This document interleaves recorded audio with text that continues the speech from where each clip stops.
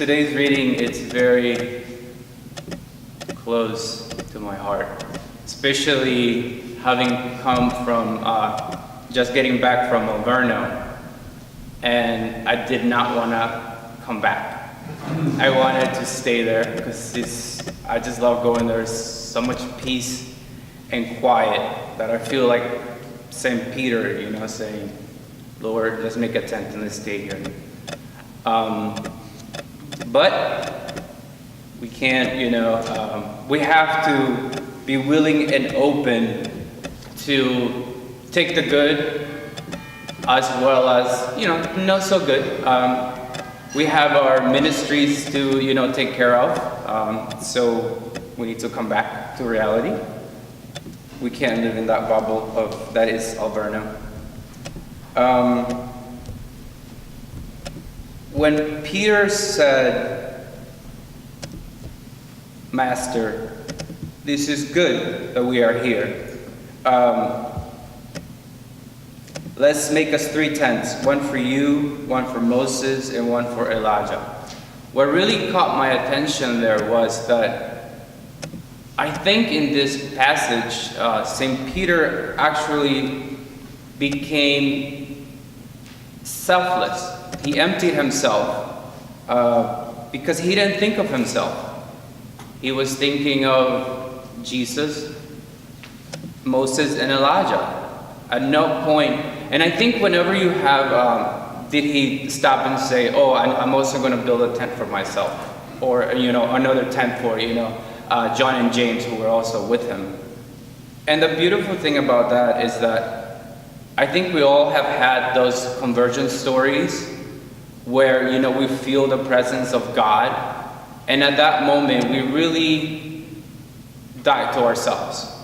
We stop thinking about ourselves, and we're willing to just give ourselves completely to God. And that, it's a beautiful thing.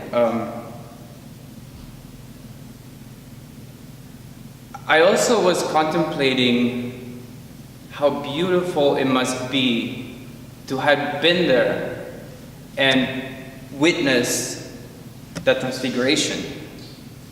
Being there in the presence of God, knowing that that is God in front of you. But then it hit me that we are very blessed in the Catholic Church because we see that every time we come to Mass, we have the presence of Christ right in front of us. And we get to, consume Him in our bodies and keep Him there.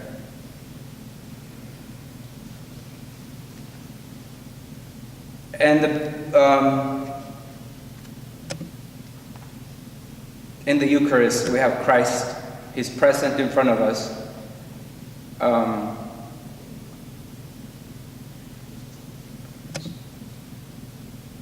As Capuchins, Franciscans, we are asked to contemplation. It's one of our charisms. We're supposed to be more contemplative than the other 2 first orders. And the other day, when we were working out, Alex told me about a podcast that he was listening to, and it was on silence. And it's a great podcast, but what really called my attention was what he said on Father Jim Martin, what he said about contemplation. He said that we become what we contemplate.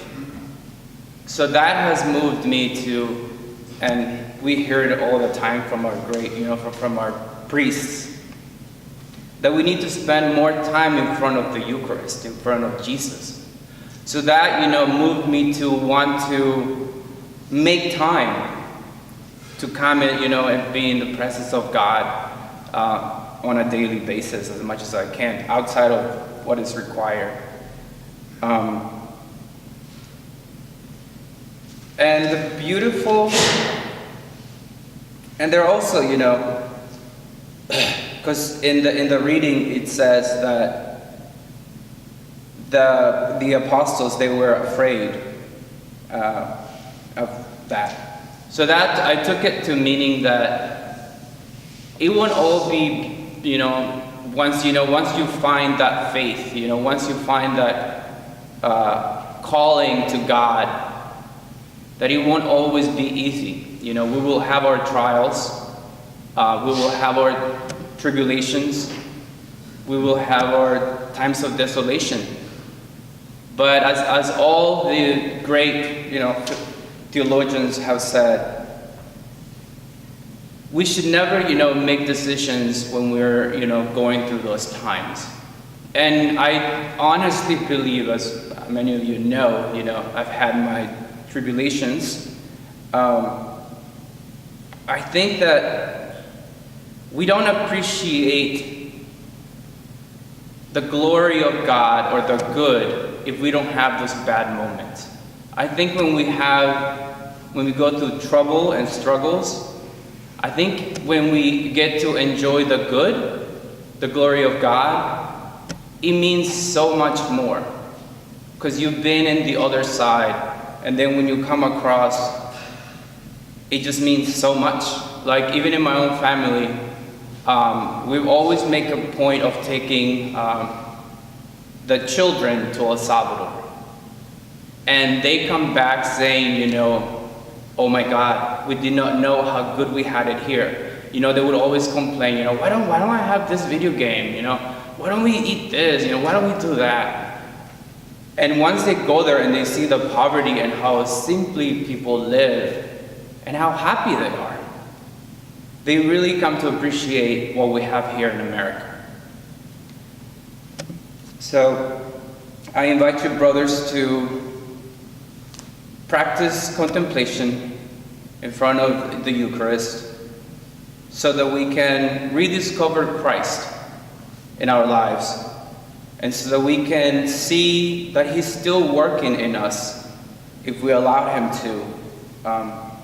Let's take time to rediscover our faith. And the moment, I've shared this before with you guys, but because I was born a Catholic, but when I had my reconversion, again, came back to the Catholic Church, what did it for me was when I discovered that the resurrection was true, that Christ is resurrected, and that we have a living God, that our God is not dead, that He is alive and He's among us. So let's keep letting God work in us.